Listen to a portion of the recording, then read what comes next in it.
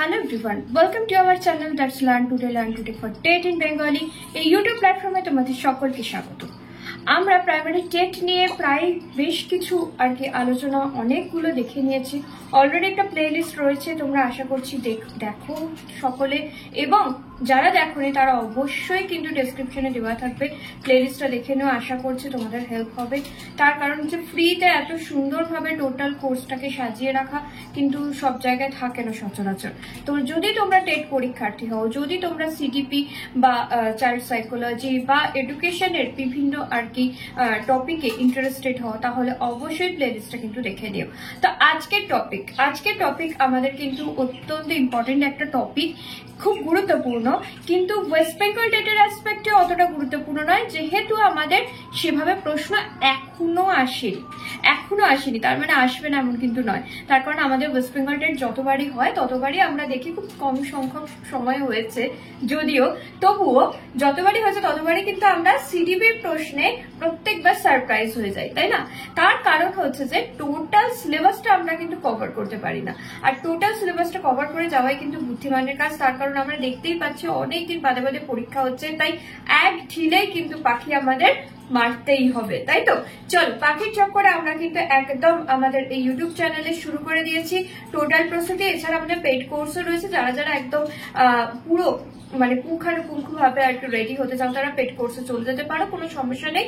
Free কোর্সেও আজকের ক্লাসে যেটা কথা হচ্ছিল সেটা হচ্ছে যে, দেখতে পাচ্ছ নিশ্চয়ই, ন্যাশনাল কারিকুলাম ফ্রেমওয়ার্ক। এটা তো পুরো কথাটা, কিন্তু এর অ্যাব্রিভিয়েশনটা কি? এটা হলো এনসিএফ। এবার নিশ্চয়ই তোমাদের চেনা লাগছে। এনসিএফ কথাটা তোমরা প্রত্যেকেই শুনেছো, তাই তো? যারাই টেট পরীক্ষাতে, যারাই বিএড বা ডিএলএড করেছে, বা যারা একটু আধুনিক ভারতীয় শিক্ষা ব্যবস্থা নিয়ে একটু চর্চা করেছে, তারা প্রত্যেকে এনসিএফ এর কথাটা তো জানে।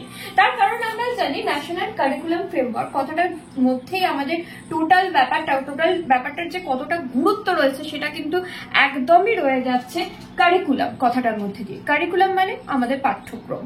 অবভিয়াসলি একটা শিক্ষা ব্যবস্থার ভিত বলতে পারো, শিক্ষা ব্যবস্থা গড়ে উঠবে, অবশ্যই একটা পাঠ্যক্রম তো থাকতেই হবে, তা না হলে কিভাবে শিক্ষা ব্যবস্থা গড়ে উঠবে, তাই তো? তো সেই ন্যাশনাল কারিকুলাম ফ্রেমওয়ার্ক সম্পর্কে আমরা বিভিন্ন বইতে বিভিন্ন জায়গায় পড়ি, বিভিন্ন বৈশিষ্ট্য আমরা দেখে নিই, তাই তো? কিন্তু এই এনসিএফ এর অ্যাকচুয়াল হিস্ট্রিটা কি ইন্ডিয়ার পার্সপেক্টে, অবশ্যই ভারতবর্ষের পার্সপেক্টে আমাদের যে এর হিস্ট্রিটা কি সেটা কিন্তু আমাদের দেখে নেওয়া বা জেনে নেওয়া অত্যন্ত জরুরি। যদি আমরা না জানি তাহলে কিন্তু এনসিএফ থেকে যে কোনো রকম প্রশ্নে আমরা কিন্তু ঘোল খেয়ে যেতে পারি। ঠিক আছে, চলো ইনডাইরেক্টলি ভাবে আমরা কিন্তু এনসিএফ এ আলোচনা করব, কিন্তু এনসিএফ এর হিস্ট্রিটা কিন্তু আজকে আমরা দেখে নেব। আচ্ছা, ফার্স্ট আমরা দেখব যে রাধাকৃষ্ণন কমিশন। একটা কমিশন, বিভিন্ন শিক্ষা কমিশন কিন্তু আমাদের সামনে এসেছিল, ঠিক আছে? স্বাধীনতার আগেও ছিল, স্বাধীনতার পরেও ছিল। সেটা নিয়ে আলাদা একটা ক্লাসে কিন্তু আলোচনা করা যেতেই পারে। যদি তোমাদের সেরকম মনে হয় যে আলোচনাটা অত্যন্ত গুরুত্বপূর্ণ, তাহলে অবশ্যই কমেন্ট বক্সে জানিও, আমি সেই ধরনের একটা আলাদা ক্লাস দিয়ে দেবো। তো যেটা কথা সেটা হচ্ছে, ফার্স্ট আমরা দেখে নেব রাধাকৃষ্ণন কমিশন। এবার রাধাকৃষ্ণন কমিশনটা এবার কবে তৈরি হয়েছিল সেটা একটু জেনে নেওয়া খুব দরকার। রাধাকৃষ্ণন কমিশন কিন্তু 1948-এ তৈরি হয়েছিল, অর্থাৎ কি আমাদের কিন্তু স্বাধীনতার পরবর্তী প্রথম শিক্ষা কমিশন যদি বলা যেতে পারে সেটা হচ্ছে রাধাকৃষ্ণন কমিশন। বুঝতেই পারছি সর্বপল্লী রাধাকৃষ্ণনের নাম অনুসারে কিন্তু এই রাধাকৃষ্ণন কমিশনের নাম হয়েছে, তো সুতরাং আমরা বুঝতেই পারছি এটা একটা শিক্ষা কমিশন হিসেবে অত্যন্ত গুরুত্বপূর্ণ। আচ্ছা, ফার্স্ট আরেকটা কথা তোমাদের মাথায় কিন্তু চলে আসছে নিশ্চয়ই, যে রাধাকৃষ্ণন কমিশন হঠাৎ করে চলে এলো কেন? কথা হচ্ছিল এনসিএফ এর জাতীয় পাঠ্যক্রমের রূপরেখা নিয়ে কথা হচ্ছিল, সেখানে রাধাকৃষ্ণন কমিশন নিয়ে আমি কেন আলোচনা করতে আরম্ভ করলাম? তার কারণ আমাদের হিস্ট্রি জানতে হবে। হিস্ট্রি থেকেও বলা ভালো যে এগুলো কিভাবে কানেক্টেড সেটা তো আমাদের জানতে হবে। এগুলো কানেক্টেড কিভাবে? দেখো, ন্যাশনাল কারিকুলাম ফ্রেমওয়ার্ক কিন্তু আমাদের অনেকবার এসছে। এরকম তো কোনো জায়গায় হতে পারে না যে পাঠ্যক্রম এক ধরনের তৈরি হয়ে গেছে আর সেই পাঠ্যক্রম হাজার হাজার বছর ধরে চলছে না। আমাদের সমাজ সংস্কৃতি সবকিছুর উপর পরিপ্রেক্ষিতে কিন্তু আমাদের কি হয়, আমাদের কিন্তু আলাদা আলাদা পাঠ্যক্রমের রূপরেখা আমাদের তৈরি করতে হয়। সব থেকে বড় কথা হচ্ছে আমাদের যখনই শিক্ষা নীতি আসবে, সেই শিক্ষা নীতি, নতুন নতুন শিক্ষা নীতি আসে, সেই শিক্ষা নীতিকে ফুলফিল করার জন্য কিন্তু একটা করে কারিকুলামের ফ্রেমওয়ার্ক তৈরি করতে হয়। তো সুতরাং আমাদের একাধিক কিন্তু ন্যাশনাল কারিকুলাম ফ্রেমওয়ার্ক আমরা আমাদের দেশে পেয়ে গিয়েছি। ওকে, এইবার এই রেসপেক্টে আমাদের কমিশনের কথা, শিক্ষা কমিশনের কথা কেন হলো? শিক্ষা কমিশন গুলোই কিন্তু আমাদের শিক্ষার মূল ভিত্তিগুলো নিয়ে আলোচনা করে এবং এই শিক্ষা কমিশনের ওপরই, কোনো না কোনো শিক্ষা কমিশনের ওপরে ভিত্তি করে কিন্তু কি তৈরি হয়, আমাদের কিন্তু বিভিন্ন ধরনের যে national policy of education, NPE, হ্যাঁ, যেটা হচ্ছে এডুকেশন অর্থাৎ শিক্ষা নীতি কিন্তু আমাদের তৈরি হয়ে যায়। ক্লিয়ার? সেই জন্য আমাদের শিক্ষা কমিশন গুলো, অন্তত স্বাধীন ভারতের শিক্ষা কমিশন গুলো দেখতে হবে। সেটা হচ্ছে 1948 এর রাধাকৃষ্ণন কমিশন, ভীষণ ইম্পর্টেন্ট, আমাদের যে কোনো জায়গা থেকে প্রশ্ন আসতেই পারে প্রথম শিক্ষা কমিশন কি। তারপরে হচ্ছে মুদালিয়ার কমিশন, যেটা মাধ্যমিক কমিশন হিসেবে বিখ্যাত, সেটা 48 এর পর। মনে রাখা খুব সোজা, 47 আমাদের দেশ স্বাধীন হচ্ছে, এটা তো সকলে জানে, ঠিক আছে, জন্মে থেকে আমরা জানি। তো 47 এর পরবর্তী সাল হচ্ছে 48 রাধাকৃষ্ণন কমিশন চলে এসেছিল। তার ঠিক পরের দিকে অর্থাৎ 40 পরে হচ্ছে 50 ঘরে গেলেই আমরা দেখতে পাচ্ছি 52 থেকে 53, ওকে, 2 বছর কিন্তু 52 থেকে 53 এর মধ্যে কিন্তু আমরা মুদালিয়ার কমিশনকে পেয়ে গিয়েছিলাম, যেটা মাধ্যমিক কমিশন হিসেবে কিন্তু বিখ্যাত। এবং তারপরে আমাদের একটা ঐতিহাসিক কমিশন, শিক্ষা কমিশন, ভারতবর্ষের ইতিহাসে কিন্তু একটা সাংঘাতিক জায়গা নিয়ে রয়েছে, সেটা হচ্ছে কোঠারি কমিশন, আমাদের জাতীয় শিক্ষা কমিশন হিসেবেও কিন্তু বিখ্যাত। তো কোঠারি কমিশনের সালটাও আমাদের মাথায় রাখতে হবে। আগেরটা দেখেছি, একদম প্রথমেরটা দেখেছিলাম 48, 4 এর ঘরের পর আমরা 5 এর ঘরে এসেছিলাম, 52 থেকে 53 আমাদের মনে আছে নিশ্চয়ই। এবার 53 এর পর 54 হয়, বাট 54 না করে 5 এর জায়গায় 6 দিয়ে দেবো, দেন 64 পেয়ে যাচ্ছি। আর সেই 1964 এ কিন্তু আসছে আমাদের কোঠারি কমিশন, যদিও 64 এ কিন্তু শেষ নয়, 64 থেকে 66 অব্দি, অর্থাৎ 3 বছর ধরে কিন্তু এটা চলেছে। এবং আমরা এইভাবে মাথায় রাখতেই পারি কোঠারি কমিশনের একটা অন্যতম গুরুত্বপূর্ণ বিভিন্ন পয়েন্ট রয়েছে, যখন আলোচনা করব, যদি দরকার হয় সেটা আলোচনা করলে তোমরা দেখতে পাবে বিভিন্ন রকমের কিন্তু ইম্পর্টেন্স রয়েছে কোঠারি কমিশনে। ঐতিহাসিক একটা কমিশন, যেটার উপর ভিত্তি করে এখনো কিন্তু আমরা চলেছি, অনেক জিনিস কিন্তু সেই কমিশনের আমরা আজও মেনে চলছি। তো সেই কমিশনের একটা গুরুত্বপূর্ণ পয়েন্ট কি ছিল বলতো? ত্রিভাষা সূত্রের কথা কিন্তু বলেছিলেন আমাদের কোঠারি কমিশন, এবং সেটা কিন্তু যথাযথভাবে আমরা জাতীয় শিক্ষা নীতিগুলো যখন আসে তখন কিন্তু আমরা মেনে চলেছি, এবং সত্যি সত্যি সেটা একটা অত্যন্ত গুরুত্বপূর্ণ একটা ডিসিশন ছিল আমাদের ভারতবর্ষের শিক্ষা নীতির রেসপেক্টে। ঠিক আছে, তো আমরা তার মানে দেখে নিলাম 3টে কমিশন, মূল কমিশন, যেটা স্বাধীন হওয়ার পর আমাদের ভারতবর্ষে কিন্তু এসেছিল। আর হচ্ছে এনসিইআরটি, এটা কিন্তু আমরা অনেকবার শুনেছি। এনসিইআরটি আমরা বারবার কিন্তু বলি, বিভিন্ন কিছু যখন হয়, অর্থাৎ বিভিন্ন জায়গায় যখন আমরা এই বিএড ডিএলএড কে বসতে পারবে না এই নিয়ে যখন আর কি বিতর্ক হয়, তখন এনসিইআরটির রুল অনুযায়ী আমরা সাধারণ কথায় কি বলি, এনসিইআরটি নয়, এনসিইআরটি। সেই জন্য এই দুটোর নাম একসঙ্গে লিখেছে। অ্যাকচুয়ালি আমাদের মনে রাখার দরকার এনসিইআরটি, সেটা থেকে প্রশ্ন আসতে পারে 1961, অর্থাৎ কোঠারি কমিশনের জাস্ট আগে আমাদের এনসিইআরটি কিন্তু স্থাপিত হয়ে গিয়েছিল। এনসিইআরটি কি জিনিস? এনসিইআরটি তো আমরা বুঝতেই পারছি, জাতীয় একটা কিন্তু পাঠ্যক্রম তৈরি করা বা শিক্ষার একটা কিন্তু এজেন্সি বলতে পারো, ঠিক আছে, যেখানে কিন্তু আমাদের যে পাঠ্যক্রম রচনা হবে বা এই সমস্ত কাজগুলো শিক্ষা নীতিটা আদপে বাস্তবায়িত করার জন্য কিন্তু এরাই বিভিন্ন ধরনের কিন্তু ডিসিশন নিয়ে থাকে, এরাই কিন্তু সবকিছু কাজ করে থাকে। ঠিক আছে, চল এইবার আমরা আসবো এনপিই তে। NPE national policy education, national policy on education বা ন্যাশনাল এডুকেশন পলিসি অনেক জায়গায় বলা থাকে, যেটা এনইপি বলা হয়। তো এনপিই এনইপি দুটোই একই মোটামুটি ব্যাপার।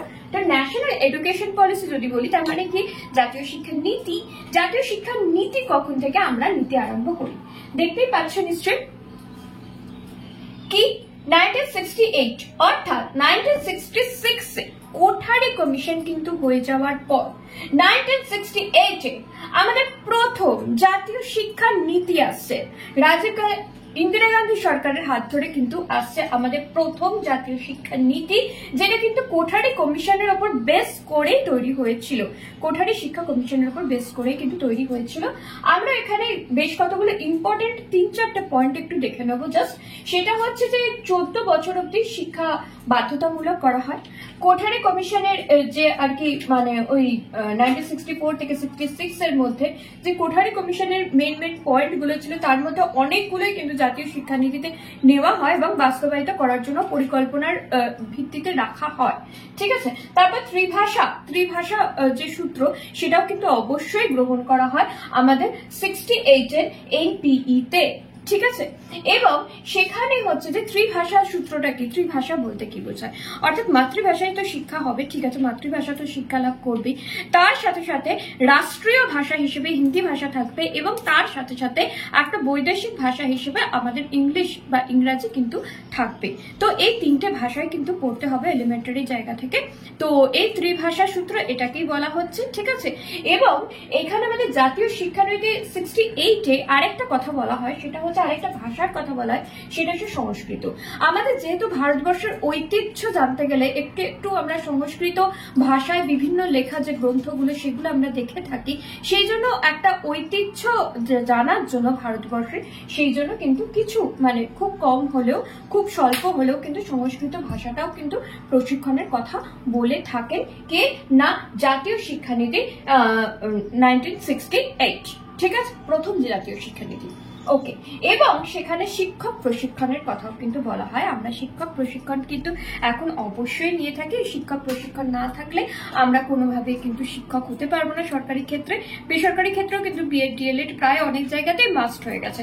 তো সুতরাং এই ট্রেনিংটা কিন্তু খুব দরকার। সেটা কিন্তু প্রথমেই অর্থাৎ 68-এর যে শিক্ষানীতি, প্রথম যে জাতীয় শিক্ষানীতি, সেখানে কিন্তু বলা হয়েছিল। ঠিক আছে, তো জাতীয় শিক্ষানীতি তো নেওয়া হলো, জাতীয় শিক্ষানীতি নেওয়া হলো। জাতীয় শিক্ষা নীতি আসলে তো চলবে না। শিক্ষানীতি নিয়ে কি হবে, আমরা বিভিন্ন নীতি নিই, রেজলিউশন নিই, তাই না? সকালে উঠে ভাবি যে কাল থেকে আমরা দারুণ করে পড়বো, পরশু থেকে আমরা দুর্দান্ত পড়বো, রুটিন বানাই, ছক করি, বিভিন্ন নীতি নিই যে এভাবে চলবো ওভাবে চলবো, এত ঘন্টা পড়বো, করতেই হবে, বাই হুক অ্যান্ড ক্রুক করতেই হবে। ভীষণ মোটিভেটেড হলাম, হয়ে ভাবলাম কালকে ঘুম থেকে উঠে করবো, কিন্তু ঘুম থেকে উঠতেই পারলাম না কালকে, আবার কালকে উঠে ভাবছি পরশু থেকে করব। এইভাবে আমরা নীতি নিতেই থাকি, কিন্তু বাস্তবায়িত তো হয় না। তো সেরকম জাতীয় শিক্ষার নীতি নেওয়া হলো এত ঘটা করে কোঠারি কমিশনে, মানে বিভিন্ন আর কি সূত্রগুলোকে, বিভিন্ন আর কি যেগুলো বলা রয়েছে সেই জিনিসগুলোকে নিয়ে বাস্তবায়িত করার জন্য জাতীয় শিক্ষার নীতি নেওয়া হলো। নীতি নিয়ে যদি থেমে যেত তাহলে তো কোনো কাজের কাজ কিছু হতো না। সেটাকে বাস্তবায়িত করতে আমাদের দরকার হয় জাতীয় পাঠ্যক্রমের রূপরেখা। তার কারণ নীতি পাঠ্যক্রমের মধ্যে দিয়েই কিন্তু বাস্তবায়িত হতে চলে। ঠিক আছে, এবার পাঠ্যক্রম যখন আসে, সেই পাঠ্যক্রমের হাত ধরে আসে আমাদের সিলেবাস। হ্যাঁ, সিলেবাস কিন্তু তারপর পাঠ্যক্রমের হাত ধরেই তৈরি হয় এবং সেই সিলেবাস অনুযায়ী কিন্তু এক একটা ইয়ারে এক একটা সাবজেক্টে কি পড়ানো হবে, কিভাবে পড়ানো হবে, টোটাল ব্যাপারটা কিন্তু দেখা হয়। পাঠ্যক্রম তৈরি হয় সেভাবে যেভাবে হচ্ছে শিক্ষার নীতিগুলো যাতে আমরা ঠিকঠাক ভাবে ফুলফিল করতে পারি, সেটা মাথায় রেখেই কিন্তু আমাদের পাঠ্যক্রম তৈরি হয়। এবং তার সাথে সাথে শিক্ষানীতির আরো একটা বৈশিষ্ট্য, সেটা হচ্ছে সব জায়গায় যেটা দেখা হয়, আধুনিক শিক্ষা যে কোনো দেশের যে কোনো নীতিতেই দেখা হয়, সেটা হচ্ছে যে কি না শিশুর সর্বাঙ্গীন বিকাশ। আমরা সব দিকের ডেভেলপমেন্টে যাতে ঠিকঠাক হয়, যাতে সুনিশ্চিত হয়, সেটার জন্য তো দেখা হয়। তো সেই পাঠ্যক্রম কিন্তু সবকিছুর উপর ডিপেন্ড করে তৈরি হয়। তো যে কথাটা হচ্ছিল সেটা হচ্ছে যে নীতি, জাতীয় শিক্ষার নীতি, সেটাকে কিন্তু ফুলফিল করার জন্য চলে আসবে আমাদের পাঠ্যক্রম। এবং হ্যাঁ, সেটাই কিন্তু আমরা তারপরে দেখতে পাবো, সেটা হচ্ছে কি 1976 প্রথম আমাদের পাঠ্যক্রম কিন্তু চলে আসছে। ঠিক আছে, তার নাম কি আরেকবার দেখে নেবো। 1968 সাল মনে রাখতে হবে ভাই, অন্যান্য চ্যাপ্টারে সাল দরকার নেই। তুমি যখন হিস্ট্রি পড়ছো, উইদাউট সাল কি করে হিস্ট্রি হবে, তাই না? তাই এইটার কিন্তু সাল মনে রাখতে হবে। একবার দেখে নেবো আমরা 1968 1968 কিন্তু প্রথম জাতীয় শিক্ষা নীতি হয়েছে। 1968 কি করে মাথায় রাখবো? কোঠারি কমিশনের কথা কিন্তু সকলের মনে আছে। কোঠারি কমিশন কবে থেকে হয়েছিল? অবশ্যই মনে আছে নিশ্চয়ই, 64 থেকে 66, তাই তো? 64 থেকে 66 কিন্তু হয়ে গিয়েছিল আমাদের কোঠারি কমিশন। 66 এর পর 67 বার, then 68, আবার একটা জোর সংখ্যা চলে আসছি আমরা, 68 এ কিন্তু চলে আসছি এবং 68 এই হয়ে যাচ্ছে আমাদের জাতীয় প্রথম শিক্ষানীতি। 68 থেকে এবার মাথায় রাখো 75 এ চলে যাচ্ছে, ঠিক আছে? 68 এর থেকে কিন্তু আবার 75 এ, 7 এর ঘরে গিয়ে 75 এ, এটা কিন্তু বিজোড়ে চলে আসছে, ঠিক আছে? 68 ওপরে ছিল, 75 নিচে নেমে গেল, ঠিক আছে? একটু মাথায় রেখে দেবে। 75 এ এসে কিন্তু এনসিইআরটি দ্বারা প্রথম পাঠ্যক্রম রচনা হচ্ছে। এনসিইআরটি এজেন্সি কিন্তু স্থাপিত হয়ে গেছে 1961 এ, কোঠারি কমিশনের আগে আমরা দেখে নিয়েছি। তো সেখানে এনসিইআরটি যখন আছে তখন পাঠ্যক্রম অন্য কেউ তো তৈরি করতেই পারে না, তাই না? তো সেইখানে পাঠ্যক্রমের রূপরেখা কিন্তু প্রথম পাঠ্যক্রম কিন্তু রচনা করছে কে? এনসিইআরটি, অর্থাৎ প্রথম কোন এজেন্সির দ্বারা কিন্তু পাঠ্যক্রম রচিত হচ্ছে। এনসিইআরটির দ্বারা কিন্তু পাঠ্যক্রম রচিত হচ্ছে ভারতবর্ষের বুকে কত সালে? 1975, ঠিক আছে? আর এটাকে বলা হয় যে অ্যাডভাইসারি ডকুমেন্ট বা উপদেষ্টামূলক নীতি। উপদেষ্টামূলক নীতি, অ্যাডভাইসারি ডকুমেন্ট, এরকম কেন বলা হচ্ছে? দেখো ভালোভাবে লক্ষ্য করো, কিন্তু ন্যাশনাল কারিকুলাম ফ্রেমওয়ার্ক বলা হচ্ছে না, এনসিএফ বলা হচ্ছে না, বাট কারিকুলামের ফ্রেমওয়ার্ক বলা হচ্ছে। কেন? তার কারণ হচ্ছে যে এই সময় কিন্তু শিক্ষা আমাদের কি ছিল? রাজ্যের অধীনে ছিল অনলি, সেটা কিন্তু আমাদের পুরো আর কি কেন্দ্রের অধীনে কিন্তু ছিল না। সেই জন্য সেটা জাতীয় স্তরে কিন্তু চলে যেতে পারে না এই পাঠ্যক্রম, তাই তো? সেই জন্যই কিন্তু এর নাম কি ছিল? The curriculum for the K school, a framework, ঠিক আছে? তাহলে এটা হচ্ছে কি যে আমাদের প্রথম ভারতবর্ষের বুকে একটা কিন্তু কারিকুলাম, তার নামটা কি? The curriculum for the 10-year school, a framework. মাথায় থাকবে। তাহলে 1975 এ প্রথম আমাদের কারিকুলাম রচনা হচ্ছে বটে, কিন্তু এনসিএফ বলতে পারবো না, তাকে আমরা ন্যাশনাল কিন্তু বলতে পারবো না। কারিকুলাম ফ্রেমওয়ার্ক ওকে, সেটা একটা অ্যাডভাইসারি ডকুমেন্ট হিসেবে ছিল এবং অবশ্যই এনসিইআরটি দ্বারা তৈরি হয়েছিল এবং তার নাম কি ছিল? The curriculum for the 10-year school, for the 10-year school, a framework, ঠিক আছে? ওকে, তাহলে আমরা দেখে নিলাম প্রথম শিক্ষানীতি এনপিই, তার সেটাকে বাস্তবায়িত করতে কিন্তু চলে এলো 1975 এ কি, যে আমাদের একটা অ্যাডভাইসারি ডকুমেন্ট, যেটা প্রথম কারিকুলাম ভারতবর্ষের বুকে আমরা পেয়ে গেলাম। এরপর কি ঘটলো? এরপর ঘটলো হচ্ছে যে 1986, দেখতে পাচ্ছ নিশ্চয়ই 1986, এইদিকে চলে এসেছি এনপিই তে, অর্থাৎ আবার কিন্তু আমাদের একটা জাতীয় শিক্ষা নীতি চলে এসেছে 1986 এ। সেখানে আমাদের অবশ্যই কিন্তু দ্বিতীয় জাতীয় শিক্ষানীতি বলতে পারি, অর্থাৎ সেকেন্ড এনপিই কিন্তু চলে এসছে, যেখানে হচ্ছে 1986 এ যেটা এলো, সেখানে কিন্তু আমাদের কি কি মূল পয়েন্ট গুলো আমরা দেখতে পেলাম, সেটা হচ্ছে বৈষম্য দূরীকরণ, শিশু কেন্দ্রিক শিক্ষার কথা নেওয়া হলো, মানে শিশু কেন্দ্রিক শিক্ষার কথা বলা হলো, এবং অপারেশন ব্ল্যাকবোর্ড, অর্থাৎ কি যে আমাদের প্রাইমারি লেভেলে কিন্তু অপারেশন ব্ল্যাকবোর্ড করা হয়েছিল, যেখানে শিক্ষার উন্নতি ঘটানোর জন্য কিন্তু অপারেশন ব্ল্যাকবোর্ড নেওয়া হয়। মুক্ত বিশ্ববিদ্যালয় কিন্তু স্থাপন, মানে মুক্ত বিশ্ববিদ্যালয়ের পড়াশোনাকে অনেক বেশি জোর দেওয়া হয়। এর আগে কিন্তু 1 বছর আগে কিন্তু ইন্দিরা গান্ধী ওপেন ইউনিভার্সিটি স্থাপিত হয়ে গেছে এবং এই এনপির ওপর কিন্তু, এই এনপিতে কিন্তু অবশ্যই মুক্ত মানে ওপেন ইউনিভার্সিটি গুলোকে আলাদা করে গুরুত্ব দেওয়া হয়। ব্যাপারটা কি? ব্যাপারটা হচ্ছে যে প্রথম যে এনপি হয়েছিল, প্রথম এনপি কবে হয়েছিল? নিশ্চয়ই মনে আছে, 1968 এ, ঠিক আছে? 1968 এর জাস্ট উল্টে দাও, 68 কে উল্টে দাও, 86 এ চলে আসছে আমাদের দ্বিতীয় শিক্ষানীতি, মানে দ্বিতীয় জাতীয় শিক্ষানীতি। অবশ্যই দ্বিতীয় জাতীয় শিক্ষানীতি চলে আসছে। সেখানে কি বলা হচ্ছে? আধুনিকীকরণের আরো কাছাকাছি চলে যাচ্ছে, শিশু কেন্দ্রিক শিক্ষা যেটা আধুনিক শিক্ষার অন্যতম মূল ভিত্তি, সেটা কিন্তু নেওয়া হচ্ছে এখানে। এবং আমাদের সেই সময়, এখন যদিও সেই ব্যাপারটা অতটা ভারতবর্ষের বুকে দেখা যায় না, কিন্তু সেই সময় কিন্তু জাত পাত ইত্যাদি নিয়ে ভীষণ একটা বৈষম্য ছিল। এসসি এসটি এদেরকে কিন্তু জেনারেল কাস্টের লোকেরা অনেকটাই আর কি ডাউন, মানে নিচু নজরে দেখতো, যেটা একদমই কাম্য নয়। তো সেই জায়গাটাকে রিকভার করার জন্য কিন্তু শিক্ষা ব্যবস্থাটাকে বৈষম্য দূরীকরণের কথা ভাবা হয়। অর্থাৎ একদম ভিত থেকে যদি আমরা আর কি রিভলিউশন করতে আরম্ভ করি, তাহলে অবশ্যই জাতি কিন্তু শোধরাবে। আমরা দেখতে পাচ্ছি এখন আমাদের সমাজে কিন্তু সেভাবে জাতপাতের কোনো সমস্যাই নেই। তো বৈষম্য দূরীকরণের কথা তখন কিন্তু ভাবা হয়েছিল, এবং শিক্ষার বৈষম্য দূরীকরণ অবশ্যই, এবং শিশু কেন্দ্রিক শিক্ষার কথা ভাবা হয়েছিল। অপারেশন ব্ল্যাকবোর্ড নেওয়া হয়েছিল। এটা হচ্ছে যে কিরকম বলতো, টিএলএম এর ব্যবহারটা কিন্তু অনেক ভাস্ট করে করা হয়। অপারেশন ব্ল্যাকবোর্ডের ব্যবহারটা মানে প্রত্যেক বিদ্যালয়ে একটা করে ব্ল্যাকবোর্ড থাকতে হবে, ইত্যাদি ইত্যাদি ব্যাপার ছিল, আরো অনেকগুলো পয়েন্ট ছিল। মেন মোদ্দা কথা যেটা ছিল সেটা হচ্ছে টিএলএম ব্যবহার করাটাকে অনেক বেশি গুরুত্ব দেওয়া হয়। তার কারণ শিশু কেন্দ্রিক শিক্ষা চলে আসছে, শিশুকে সক্রিয় করতেই হবে, এবং সেই জায়গাটা কিন্তু এখানে নেওয়া হয়েছিল। এবং ওপেন ইউনিভার্সিটির ব্যাপারটাকে অর্থাৎ স্বশিক্ষণকে কিন্তু জোর দেওয়া হয়েছিল। রাজীব গান্ধী সরকার কিন্তু দ্বিতীয় এনপিই করেছিলেন 1986-এ। 68-এ প্রথম এনপিই ছিল, 86-এ দ্বিতীয় এনপিই। ঠিক আছে, ওকে, চলো তাহলে জাতীয় শিক্ষানীতি হয়ে গেছে। আমরা আগেই বলেছি যখনই একটা করে জাতীয় শিক্ষা নীতি আসবে, নীতি নিয়ে বসে থাকলে হবে না, সেটাকে বাস্তবায়িত করার জন্য আমাদের কিন্তু আসবে কে, জাতীয় পাঠ্যক্রমের রূপরেখা, তাই তো? আমরা দেখে নিচ্ছি দ্বিতীয় জাতীয় পাঠ্যক্রম না, আগেটা তো জাতীয় পাঠ্যক্রম ছিল না, মনে আছে? মনে আছে নিশ্চয়ই প্রত্যেকে। আগেরটা কি ছিল? The curriculum for the 10 your school a framework. তার কারণ তখন শিক্ষা রাজ্যের অন্তর্গত ছিল, কেন্দ্রের অন্তর্গত ছিল না। তাই সেই পাঠ্যক্রম বা সেই কারিকুলামটাকে আমরা কখনোই কি বলতে পারি না, জাতীয় কিন্তু বলতে পারিনি। এরপর যেটা এসছে national curriculum framework for elementary and secondary education, এই নাম নিয়ে আসছে হচ্ছে যে জাতীয় পাঠ্যক্রমের রূপরেখা, অর্থাৎ প্রথম জাতীয় পাঠ্যক্রমের রূপরেখা, প্রথম এনসিএফ 1988 চলে আসছে।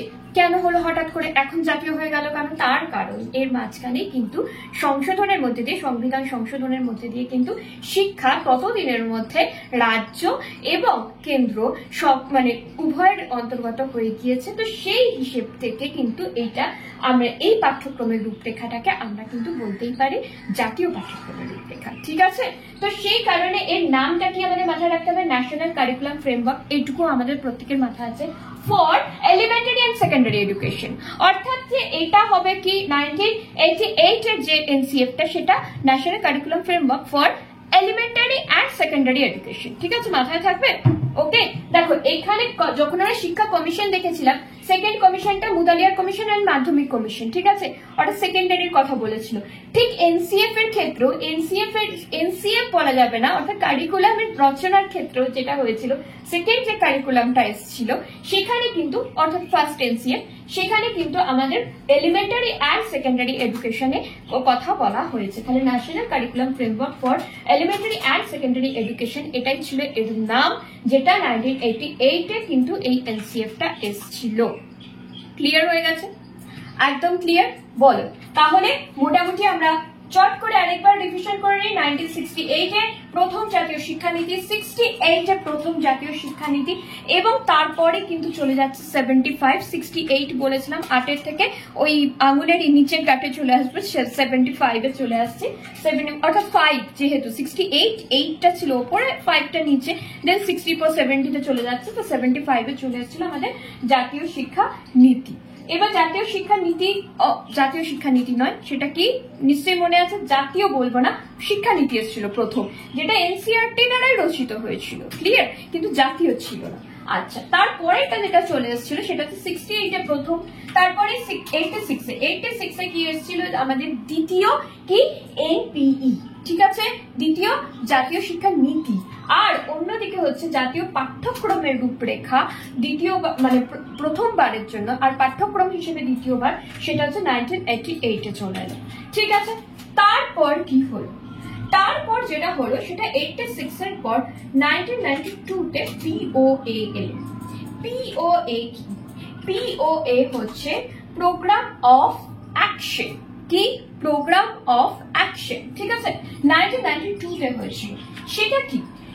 প্রোগ্রাম অফ অ্যাকশন হচ্ছে নতুন করে জাতীয় শিক্ষা নীতি নেওয়া হয়নি, কিন্তু যে জাতীয় শিক্ষা নীতি আগেরটা ছিল 86-এ সেটাকে কিন্তু আরেকবার রিভাইজ করা হয় এবং সেখানে কিছু কিছু জিনিস অ্যাড করা হয়, তো সংশোধন কিছু করা হয়। তো সেখানে কিন্তু 1992-তে পিওএ প্রোগ্রাম অফ অ্যাকশন কিন্তু নেওয়া হয় এবং তাতে কি হয় যে আমাদের আর কি পুরো পাঠ্যক্রমের নমনীয়তা, গুণমান এবং প্রাসঙ্গিকতার ব্যাপারে কিন্তু আলাদা করে জোর দেওয়া হয়। ঠিক আছে, পাঠ্যক্রম কি করতে হবে এই শিক্ষানীতি অনুযায়ী আর কি যখন পাঠ্যক্রম রচনা হবে সেটা অনেক বেশি নমনীয়, অনেক বেশি ফ্লেক্সিবল হতে হবে, একদম কঠোর দৃঢ় হওয়া যাবে না।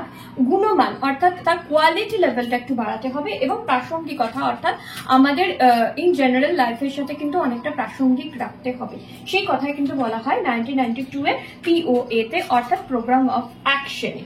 ঠিক আছে, এবং এছাড়া আরো কিছু কিছু ছোট ছোট জিনিস কিন্তু যোগ করা হয়, মানে প্রস্তাবিত করা হয় এবং এনপিই এবং পিওএ মানে এনপিই 86 এবং পিওএ 1992 এই দুটো একসঙ্গে মিলে কিন্তু এইবার রচিত হয় পাঠ্যক্রম, অর্থাৎ মানে আমাদের ন্যাশনাল কারিকুলাম ফ্রেমওয়ার্ক তৈরি হচ্ছে দ্বিতীয়বারের জন্য, কিন্তু যদি কারিকুলাম রচনার দিক থেকে দেখি তাহলে তৃতীয়বারের জন্য। ঠিক আছে, কি তৈরি হচ্ছে 2000 সালে কিন্তু তৈরি হচ্ছে এনসিএফ 2000, যেটা তার টোটাল ফুল নামটা হচ্ছে যে national curriculum framework for secondary education 2000।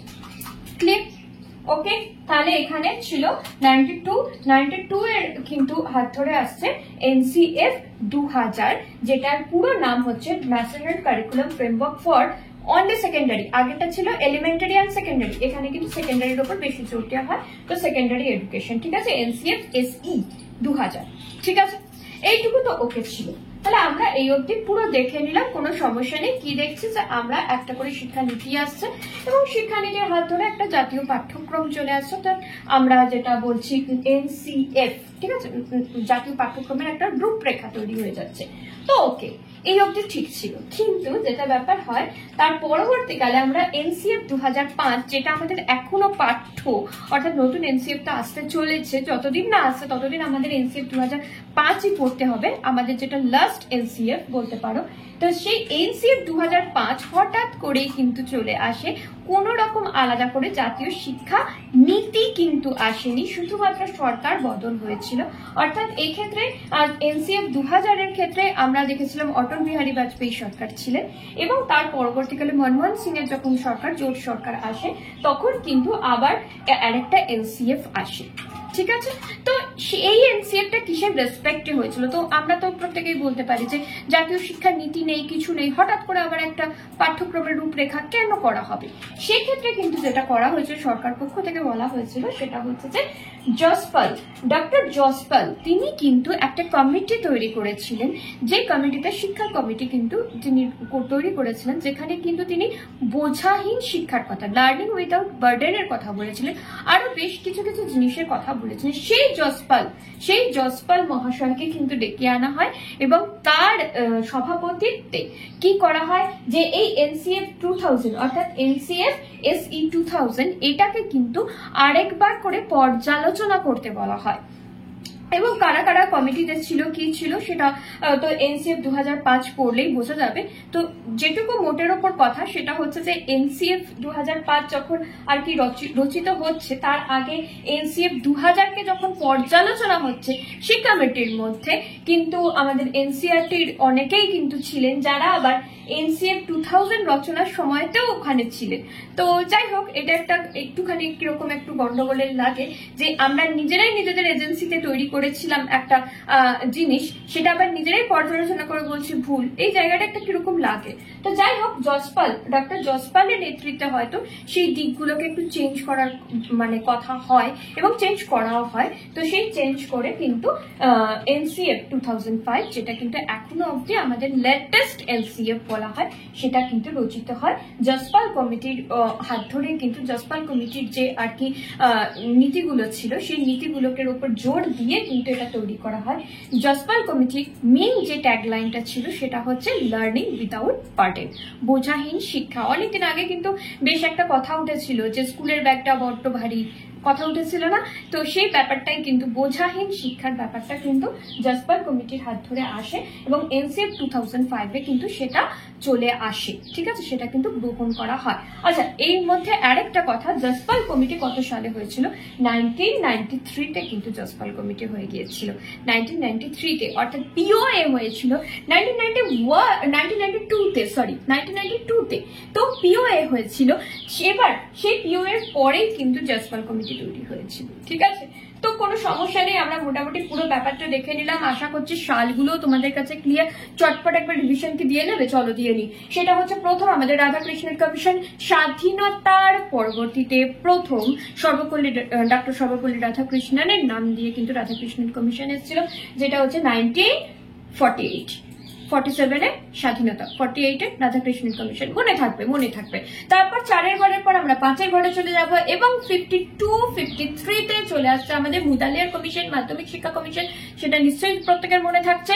ওকে, এবার 53-এর পর 54 হওয়ার কথা, কিন্তু 54-এর জায়গায় 5-এর জায়গায় 6 লিখে দাও, 64 পড়ে দাও, এবং সঙ্গে সঙ্গে চলে আসছে আমাদের একটা কিন্তু ইতিহাস সৃষ্টিকারী কমিশন, সেটা হচ্ছে কোঠারি কমিশন। অবশ্যই ভারতবর্ষের শিক্ষার ইতিহাসে কিন্তু সাংঘাতিক একটা জায়গা নিয়ে নেয় কোঠারি কমিশন, যেটা জাতীয় শিক্ষা কমিশন হিসেবেও কিন্তু বিখ্যাত। তো সেই কোঠারি কমিশনে ত্রিভাষার কথা বলা হয়েছিল, এবং সেই রেসপেক্টে কিন্তু 64 থেকে 64, 65, 66-এ কিন্তু অবধি কিন্তু চলে কোঠারি কমিশন। তো 64 to 66 এইটুকু আমাদের মাথায় থাকছে। ওকে, এরপর হচ্ছে এর মাঝখানে হয়ে গেছে, এর আগে মানে 61-এ গিয়ে কি হয়েছিল, এনসিইআরটি কিন্তু স্থাপন হয়ে গিয়েছিল, ঠিক আছে। তারপর আমরা এইবার সেই 64-এ কোঠারি কমিশন যে হলো, 64 থেকে 66 তার হাত ধরে কি আসছে, আমাদের জাতীয় শিক্ষা নীতি প্রথম চলে এসছে। 66-এর পর 67 ছেড়ে আবার যে জোর সংখ্যাটা আছে, অর্থাৎ 68-এ প্রথম আমাদের জাতীয় শিক্ষানীতি চলে আসছে।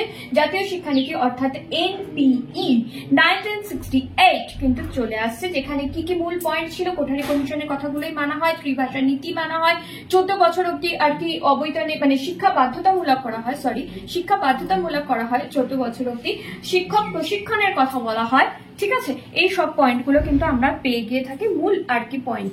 আর আমরা জানি যে অবশ্যই এনপিই যখন চলে আসে, জাতীয় শিক্ষা নীতি যখন, নীতি নিলে তো শুধু হবে না, কার্যকরী করতে হবে। কার্যকরী করার প্রথম স্টেপ পাঠ্যক্রম রচনা করা।